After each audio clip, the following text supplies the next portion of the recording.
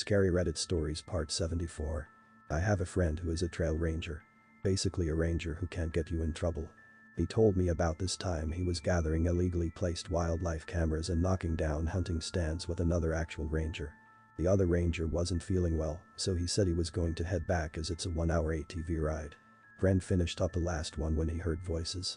Keep in mind he's far off the beaten path. He called out and no one replied. It was getting dark, so he started to head back and found out that his ATV wouldn't start. He then noticed that the battery was not connected anymore. He reconnected it and started to drive, but it wasn't going fast at all. Less than half a mile later the whole thing died. He radioed back basically saying, "Hey guys, I need someone to come pick me up." They told him yes, but it would take an hour. He asked if the other guy got back, and they said no. He settled down and started a small fire, but it didn't take long before he heard voices again. It's now dark and the voices are creeping him out. It sounds like an argument, like someone was angry and yelling at someone else who sounded more scared. He called out and asked if anyone needed help. The voices didn't seem to care. He decides to walk towards the voices, but as he was getting closer the voices seemed to be getting further and further away. After 20 minutes he gave up and walked back.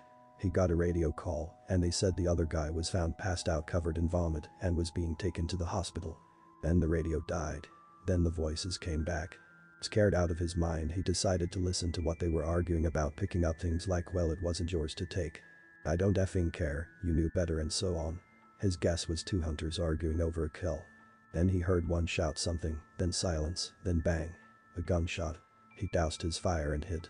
After that he heard nothing, just his breathing for the next half hour until he saw ATV lights. He told the guy picking him up everything, and they called back.